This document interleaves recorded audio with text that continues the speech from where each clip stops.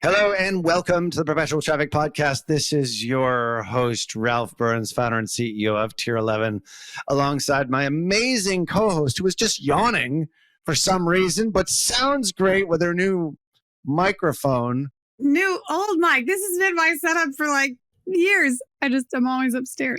I can't believe you were yawning in the intro. I think it's because you've been ranting for like the last 10 minutes on what we're talking about today. Now you're like emotionally exhausted. So hopefully you still have some energy about like what we're going to be talking about today. And by the way, the microphone does sound great. I'm happy to hear it. I love this office. I love my chandelier with my changing color light bulbs. I love my microphone. I just know that I'm surrounded by concrete. And to like the beloved Steve Sims, RIP, to an amazing human being, when we recorded our podcast together, he told me never record down here again. So because of him, I always recorded upstairs, and I just wanted to remember him. I do. I remember him. Great guy. Unfortunately, we'll leave his obituary in the show notes. Not something that we enjoy doing, but obviously a great guy. I was in the same mastermind with him for years and years. He's a tremendous speaker. I never really figured out how he made money, but he always seemed to make money and have a great time. Oh, he was the concierge to the stars. He made impossible dreams. He knew all these, like, I don't know, he partied with royals. Like, he did some crazy stuff. So anyway, we miss you, Steve. We will leave a link in the show notes to the episode he was on here with Perpetual Traffic. Kind of kicked me and Qasim's ass about like our public speaking. I remember that. It was like, yeah, he's sort of shaming us for not like promoting ourselves well enough, which he was right. He was absolutely right. So anyway, we'll leave a link in the show notes. If you don't know him, we also leave his Go for Stupid book. It's a great book. And the title Go for Stupid is you're going to miss 100% of the shots you don't take. And more than likely, you're actually not taking the full shot. You're just like tapping it in versus really going for gold.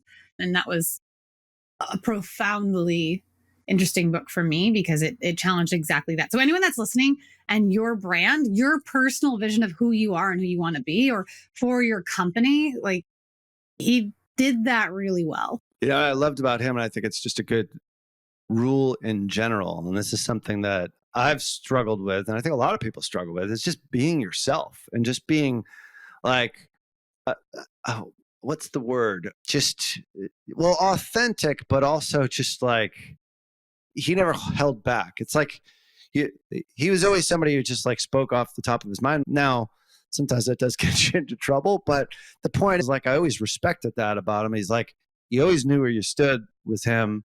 And he was just one of those very cool characters in our industry that unfortunately passed far too early. So we'll miss you, Steve. Anyway, today's show is not about that. Today's show is a bit of a rant because we feel like, you probably more strongly on this, because there's a couple of things that we're doing especially on our creative side, which is pretty tremendous with this tool. It's a tool that everyone else is using now, or everyone should be using, and it's called AI. Have you ever heard of it? Yeah, I think it was a movie with Will Smith. Yeah, it was great. Yeah, it was way back when. It was like the robots, all that. The question really is AI making your team dumber? And over-relying upon it. Like, yes, we're using a shocking Steve Sims type of title on today's show. Yeah. He'd be like, you know what? Your team is getting stupid on stupid. That was a terrible Steve Sims accent. Oh, gosh. That's terrible. Absolutely god-awful. Yeah, he's turning over in his grave. The point is, this is something that I think you have to safeguard against. And I don't know as if we've got a few tips for you here on how to prevent it, but I think it's something that you as a director of marketing or a CEO or even someone who's in the trenches doing this stuff every single day, or maybe you have a small team, something to watch out for. It's something that you've noticed recently. And so give us some context for what this revelation really is. And it's sort of the anti of all the other things that are being out there right now in AI, because I really haven't seen a whole lot of this. everyone talks about, oh, AI is threatening and it's scary. If you talk to like somebody my mother's age, she's like, I don't even know what it is. It's going to take over the world, like Terminator 2. I was surprised that she actually knew that movie, by the way. She is 89. The point is AI making your team dumber? And I'm not saying that the Mongoose Media team is dumb by any stretch, but you've been noticing some things. So what are sort of the things to watch out for at this point? I would say, okay, so good clarifying. Like, I don't think anyone on my team is dumb. I just have found recently that there are opportunities where critical thinking has eroded itself a little bit because of our team's over reliance on AI. And as I've told you, Ralph, and for anyone listening, like we've been using AI since before ChatGPT, right? So when Jasper was Jarvis, we really jumped on early. And like I remember it was like 2020, like it was pre-pandemic, maybe even 2019. And like we were on the news in Australia because of how efficient AI had helped us in the workplace. And so I don't know if that helps or hinders where we're at with it, but we've been using AI so much, and every month it gets introduced more and more. So our personal journey with AI was using it. I described it like a calculator. It makes you better and faster at math. And then for our copy team, which is how we started with AI, it just allowed the copywriters to never cramp their hand. Like when I grew up in school, we had to handwrite our essays. And I remember like shaking my hand because I was like exhausted. Like I was like, I couldn't write fast enough. And there was such a time limit for me to be able to express all that I wanted to say in the essay. And in AI, like we never had to take a creative break. Our copywriting team never had writer's block. And then we progressed from it being like a tool of inspiration, a source to keep the flow going, into having like it in agentic workflows, right? So we have it connected to systems where we always have human in the loop. We have the human QAing, we have the human contributing. And we've seen, especially recently, now with how much we use AI, the way that a lot of the content that comes to us from AI is so confident, and it feels so good because of how quickly it was delivered, because of all the stuff it takes into consideration, that has provided some use cases where we have a false sense of certainty on the output of the delivery.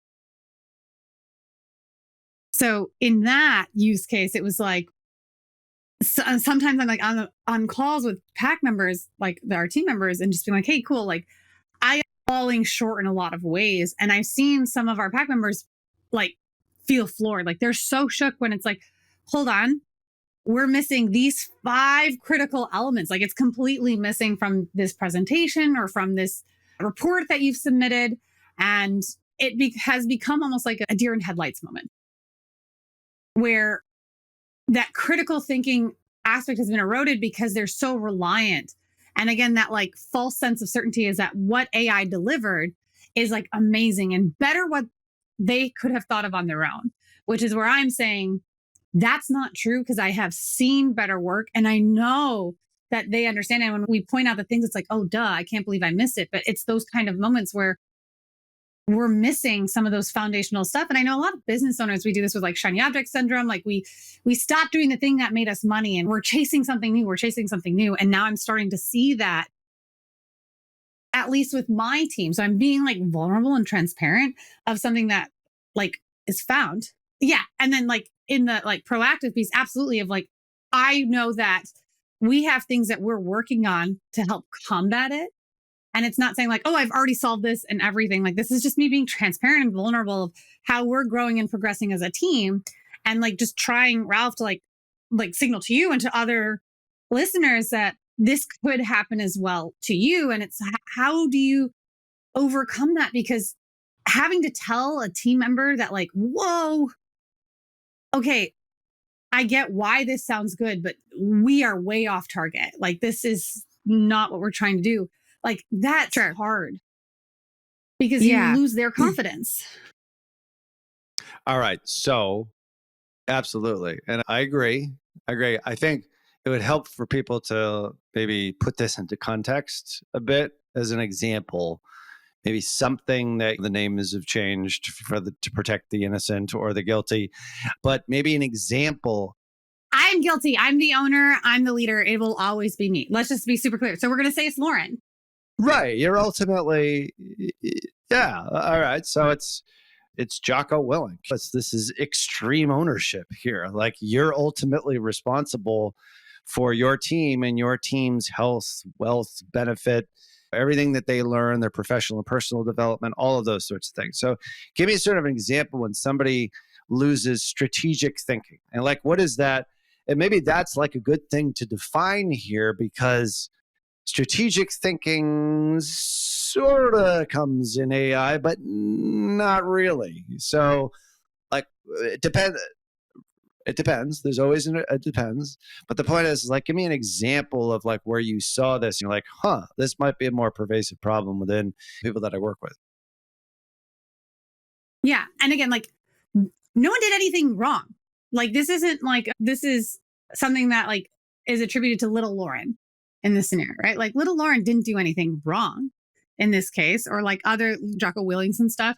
This is just a trend I'm starting to see. That's yeah. No, that's why we're talking about it, because I'm seeing it too. For sure. If you're my team listening to this, 100%, it's still me. It's Lil Lauren, right? Like we're all learning this together, but like it's predicated on two main things. Is one, this has never happened. Let's just like make sure we understand this. Like this has never happened before. We're talking about some new management and leadership challenge that leaders like us or Sundar Pichai or Sam Altman are all facing at this point in time.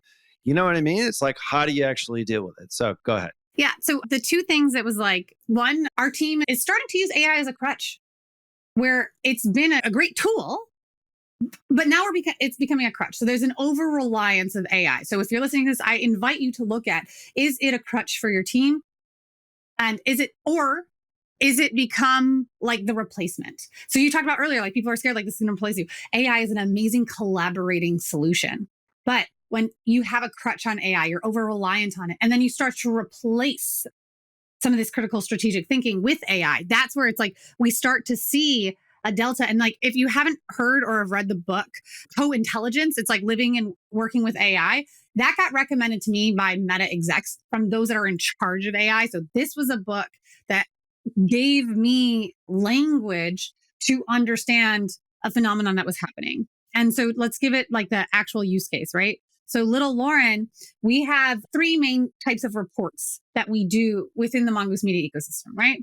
We have our weeklies, we have our postmortems, and we have our impact reports. So our weeklies are like numbers, dashboard based, updating progression.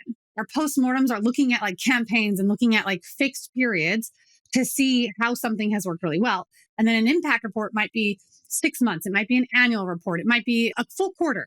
It's just, there are different styles of reports that we have. And in creating these reports, we have framework inside of them, right?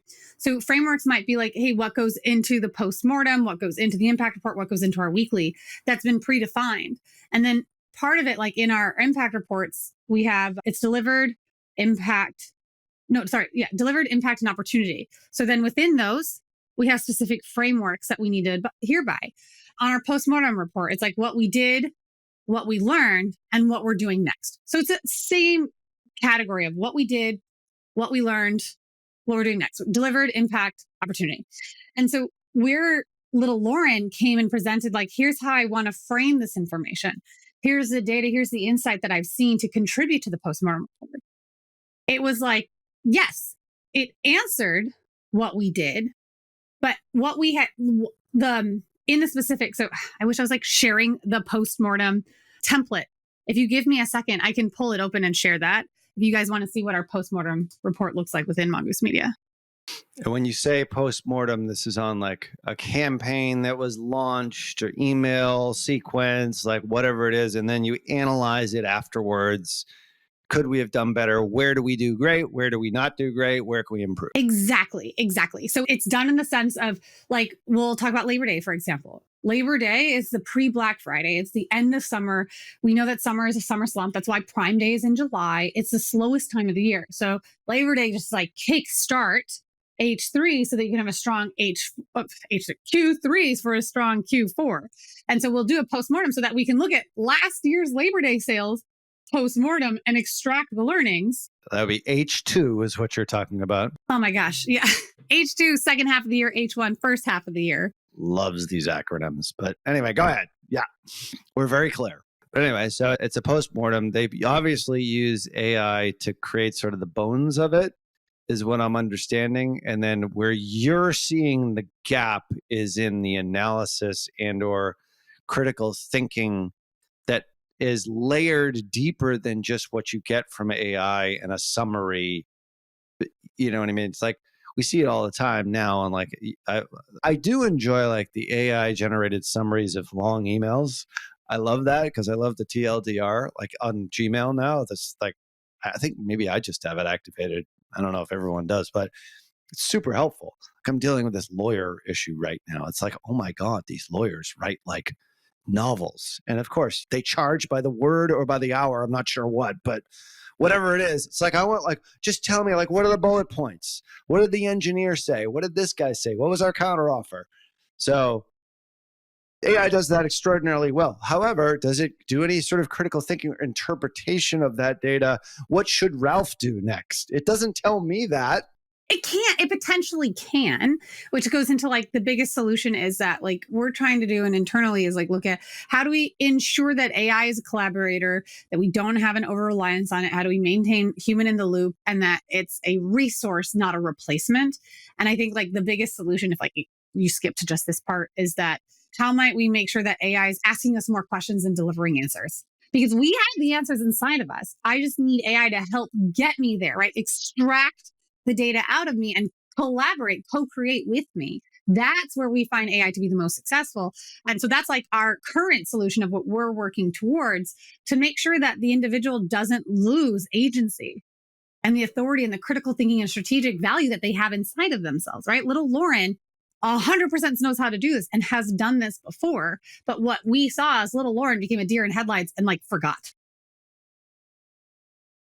So what I'll share on the screen for those that are following perpetualtraffic.com/YouTube, I'm actually just going to give you verbatim one that my team did for Lauren Petrullo. So, right, like we have a LinkedIn account that we've been growing. So it's like, rather than finding the template, I'm just going to show verbatim what this report looks like. And like in that small things, right? Like opportunity for us to have stronger clarification. This is a postmortem page. Our postmortem reports are one page. So you can see the template right here, but the reality is like, look how long this single report is. It's not one page, it's 18 pages. Oh boy. So they were doing a postmortem as an impact report, which is an H1 to look at 6 months, where a postmortem is looking usually at like a campaign. It could be a 3-day sale. It could be 6 weeks, no more ever than 3 months, because then you're looking at more of an impact. But yeah, so that's like small things. It's like, okay, hold on, guys. Like, I get it. We have our process, but I take that ownership on me as it wasn't well communicated. Like, hey, remember, postmortem is locked to a single page versus then like all this extra information that's good that you can see, but it wasn't what I wanted. So our postmortem is supposed to be one page. I'm going to zoom in a little bit. So on that, you can see like we have the dates, we do what we did, what impact did we have, what do we want to do next? Those are the 3 column titles on the majority of the page. Then underneath, we have observations and opportunities, where we're saying observations are essentially things that we identified that prevented us from having the great success that we wanted. And then opportunity is a further update in what else we could do to make it better. Does that template so far make sense? It does. My question is on these, like we're only looking at the first 2 pages of 16 pages. No, this is one. It's only supposed to be one page. A postmortem is like one page. Let me tell you in a roll up, like what does the executive need to know what happened for the results of the campaign? That's all it is. Right. Right. How much was done? How much was this generated by AI? Ooh, I'm assuming the large majority of was like, this is our design, right? Obviously, like that's a template that we have. The content that's in here, I will say that it was written entirely by AI, but we had little Lauren and little Wallach Jr., like they were writing the information, putting it into AI to get the answer for what to put in what we did here. I see. Okay. Right. As opposed to them thinking and burning calories to try and determine what we did. It just spit this out from what, like weekly reports, that kind of thing. Like, yeah, something. Like we have weekly reports. It's the people that are closest to it. So they're feeding all the information into AI. I love your example of burning calories. Like they already did the reps. right? So they're uploading the data into AI. And then rather than looking at it, like when we see like you can see underneath what we did, we posted 140 times. We posted 5 times a week consistently to keep Lauren active and visible on LinkedIn. We used different post styles. We focused on AI and marketing. We tested different times. So those are true to what we did. But where the glaring piece for me was when we look at what impact did we have, I see our posts reached over 90,000 views in the last 6 months, and we reached more than 19,000 people through comments and outreach. If you agree that's like impact, amazing. For me, I'm like, that's not impact. That's what we did. That's what we did. That's the result of what we did, not the impact that we had. Exactly. The impact I am looking for is like, what did that translate to? Did that bring any sales calls? Did that bring in any qualified leads? Did that have, like, all of a sudden they filled out applications for Lauren to speak on stage? Did they? I get what you're saying. That's what I'm looking for, an impact. And you get it like right now. And anyone that's listening, like, okay, it makes sense. Why? This is fine, but it's vanilla and not very usable because it does not take into effect the things that you, as the CEO of Lauren Petrullo Enterprises, like the personality, care about the most. It's like, I don't care about 90,000 views. 90,000 views is nice, which led to X, which would have been the statement that I care about the most. I don't care about posting 140 times. I don't care about the different posting styles. What we did tells you they did their job. Correct. I don't know if there's a minimum standard. We do. So... we have all those other things, and like our team checks to that. And so again, this isn't me. This was an opportunity for me to be like, okay, let's go back to this report. Like, we've been doing postmortems for a while. So that's where I was like, this is so interesting, because I look at previous reports that you've created, and then I'm looking at the report that I've been given now, and I'm like, hey, little Lauren, look at this. Like, what happened? And so again, it's like, it's a deterioration. It's an erosion of the critical thinking, because when I was like, hey, remember that you did this? They're like, oh yeah, I already did this. It's just that AI, that sense of security with AI, that over-reliance, like that led me to believe this was better. And so that's the hard part. It's like, is AI making your team dumber? No, it's AI is making your team think that they weren't smart to begin with, when they were and they are. And so in this specific report, again, like for me, what we did is the results we achieved, not the tasks and the actions that we did. It's what were the results? And then the impact is, how did that impact the business's bottom line? How did that help us progress towards our overall arching goals? Yeah. This is really good, because I think this is like, we're not necessarily giving a solution here, but this is a gotcha. Because if you get this report once and then you're like, yeah, it's not really that helpful, then this next time you're like, then you might let it go. And it's up to you as the leader or the director of the department to say, hang on here. I know you're using AI as a productivity tool. That's great. However, I need some critical thinking at a deeper level here. Those 90,000 views resulted in X amount of new contacts for you, 5 of which reached out to you for strategic opportunities that are blah, blah, blah, or turned into what is the contribution? This is like attribution. What's the contribution to the business? This is what we did. You know what I mean? Not what it meant. And I think if there is a way, maybe I'm not using ChatGPT or Gemini. I tend to use Gemini a fair amount.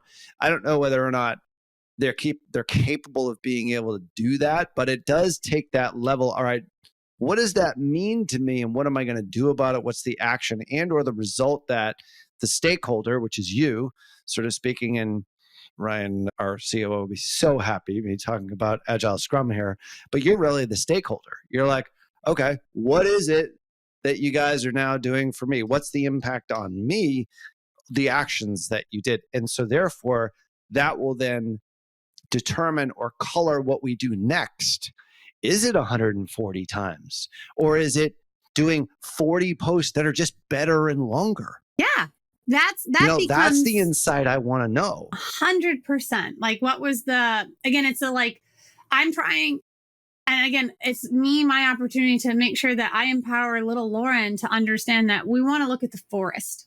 And I know that me as the owner, like that's my skill. That's my superpower. And so it's no one's fault because I just get to teach them and instruct them more about what actually matters. Right? We talk about MPIs all the time. This is just an internal thing that if you're listening and your team is using AI, amazing. I'm just being very vulnerable and very transparent of where I am seeing that collaboration disappear and disintegrate almost like their own trust and confidence in their ability to do this. And this is just one example. And it's been a trend. So again, I go back to the co-intelligence book, which provided me the vernacular and the real world case studies of where this was studied in isolation, like looking at college students submitting essays, looking at different cases where someone was equipped with AI and when someone was not equipped with AI, and how it deteriorated that critical thinking. So it's not necessarily, is AI making your team dumber?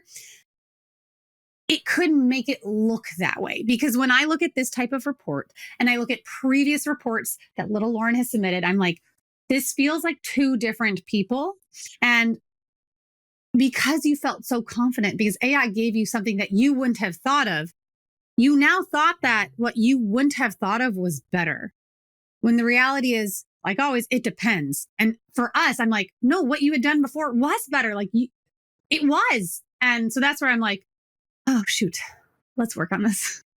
This is also, and I know we only got a few minutes left here, is that this is also a management leadership opportunity to reinstill into your people.